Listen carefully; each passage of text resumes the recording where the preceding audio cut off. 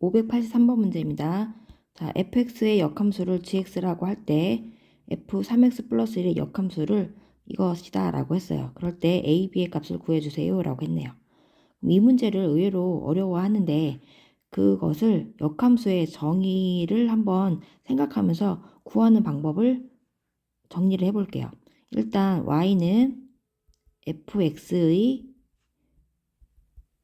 역함수 구하는 방법에 대해서 얘기를 해보면 제일 교과서에나 개념서에 있는 그 개념대로 설명을 해보면 첫 번째 역함수를 구할 때 얘는 x는 하고 이렇게 정리한다 라고 했어요.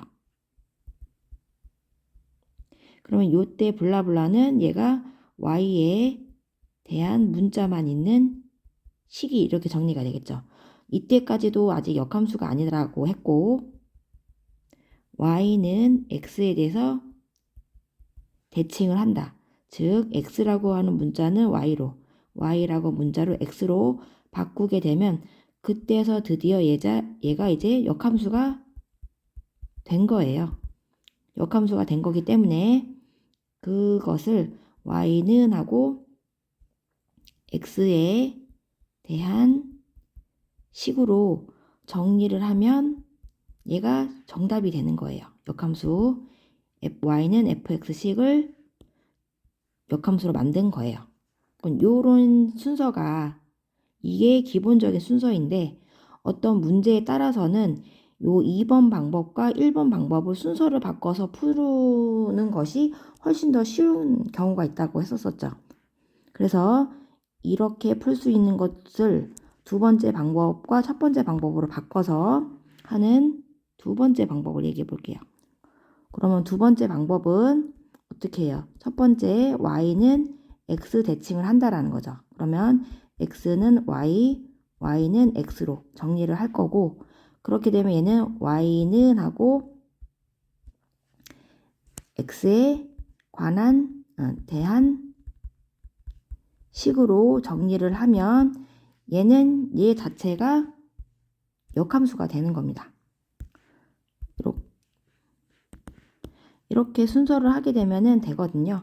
근데 이 문제 같은 경우는 요 2번 순서대로 정리를 해서 풀면 쉬워진다라는 거예요. 자, 이제 문제를 풀어볼 거고요. 방법은 2번 방법으로 풀어본다라고 했습니다. 먼저 fx의 역함수를 gx다라고 한다고 했어요. 그럼 첫 번째로 조건이 fx의 역함수를 gx다라고 할 거다. 그런 다음에 두 번째는 fx의 역함수를 구할 거거든요. 그럼 그렇다라는 건 얘는 y는 f3x 플러스 1의 뭐를 구한다? 역함수를 구할 거고 그 역함수를 구하면 그게 a gx 플러스 b다라는 뜻입니다. 그게 a gx 플러스 b다라고 하는 거예요. 그러면 이제 2번 방법대로 풀어보면 첫 번째 뭐라고 했죠? y는 x 대칭을 할 거다라고 했어요. 그럼 이 식을 y는 x에서 대칭을 하게 되면 x는 f3y 플러스 1 이렇게 되는 거고 그거를 y는으로 x에 대한 식으로 정리해 주시면 돼요. 정리하려고 봤더니 요 f에 여기 합성으로 들어가 있는 거예요. 이게 합성함수로 들어간 거거든요. 그럼 얘를 꺼내서 정리하기가 힘듭니다. 그래서 얘를 y를 바깥으로 꺼내야 되겠죠. 그 꺼내는 방법이 이것을 역함수로 표현하는 거죠.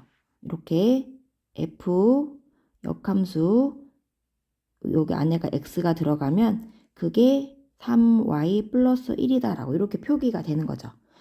이것과 얘는 같은 표기인 거죠. 같은 식이에요.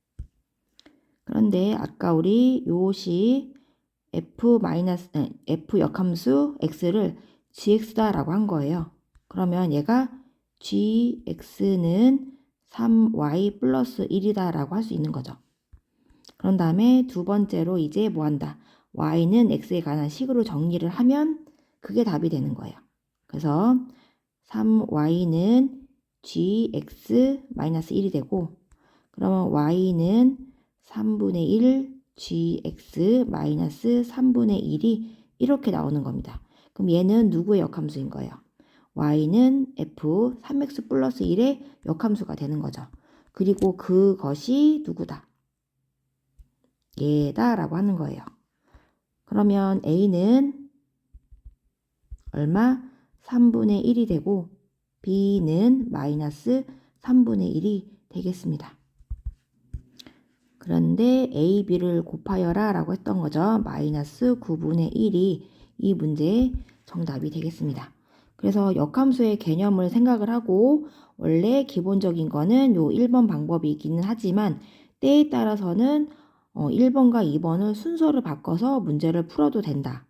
그것을 기억하고 이렇게 풀어주시는 게 583번의 제일 깔끔하고 쉬운 방법이 되겠습니다. 연습 많이 해보세요.